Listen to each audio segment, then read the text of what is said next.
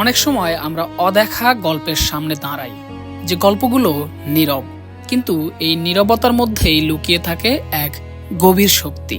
রাজধানীর গুলশানের জাস্টিস শাহাবুদ্দিন আহমেদ পার্কে অনুষ্ঠিত হলো 3 দিনব্যাপী আলোকচিত্র প্রদর্শনী ফ্রম শ্যাডোজ টু লিডারশিপ। এখানে উঠে আসা গল্পগুলোও ঠিক তেমন।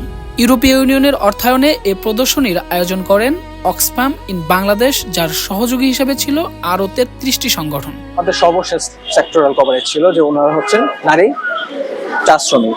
ওনারা হচ্ছে ওনাদের দাবি দেওয়া সম্বন্ধে জানতেন না, ওনাদের যে অধিকার আছে স্বাস্থ্য সম্পর্কে, যে তার কাজ কর্ম পরিবেশ সম্পর্কে জানতেন না। তো আমাদের প্রজেক্টগুলোর মাধ্যমে সে জানতে পেরেছেন। এখন কিন্তু তাদের মজুরি বৃদ্ধি পেয়েছে এবং হচ্ছে যে ওভার টাইমটা ওনারা পান ওটার পরিমাণ আগের থেকে এখন বৃদ্ধি পেয়েছে। এই প্রদর্শনীতে উঠে এসেছে বাংলাদেশের অনানুষ্ঠানিক খাতে কাজ করা নারীদের গল্প, চা বাগানের শ্রমিক, গৃহকর্মী, বাসাভিত্তিক গার্মেন্টস কর্মী আর ভাসমান মান্তা জেলে সম্প্রদায়ের নারীর প্রতিদিনের বাস্তবতার চিত্রের কথা, যাদের শ্রমে দেশ এগিয়ে চলে কিন্তু যাদের অবদান দীর্ঘদিন থেকেছে অদৃশ্য। এই প্রদর্শনী সেই অদেখা জীবনগুলোকেই দৃশ্যমান করেছে। এখানে দেখা যায় মান্তা নারীরা কিভাবে তাদের দৈনন্দিন কাজ করছেন, সংগ্রাম করছেন, চা শ্রমিকেরা কিভাবে মজুরি নিয়ে দর কষাকষি করছেন, স্বপ্ন বুনছেন নতুন আশার, কিংবা পিছিয়ে পড়া এই নারীরা কিভাবে নিজেদের অধিকার আদায়ে বাল্যবিবাহ ঠেকিয়েছেন, জাতীয় পরিচয়পত্র পেয়েছেন, সমবায় গড়েছেন এবং রেখেছেন নীতি নির্ধারণেও নিজেদের কণ্ঠ। আর এই পরিবর্তনের পিছনে ছিল নাগরিক সমাজ সংগঠনগুলোর নিরবিচ্ছিন্ন সহায়তা, যারা নারীদের পাশে দাঁড়িয়ে ক্ষমতায়নের পথ তৈরি করেছে।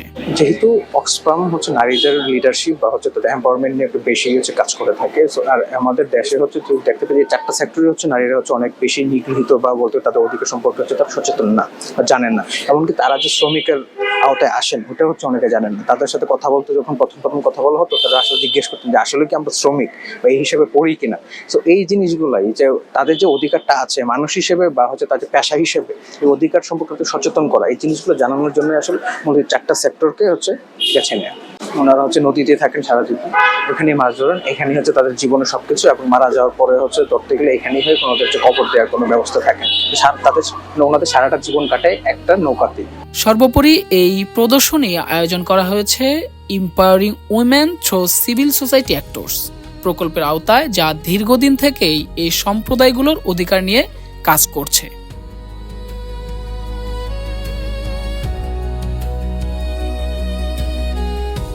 ফ্রম শ্যাডোজ টু লিডারশিপ শুধু একটি প্রদর্শনী নয়, এটি নারীর শক্তির প্রমাণ, ন্যায় বিচারের আহ্বান এবং নেতৃত্বে নারীর অধিকার নিশ্চিত করার এক দৃঢ় ঘোষণা।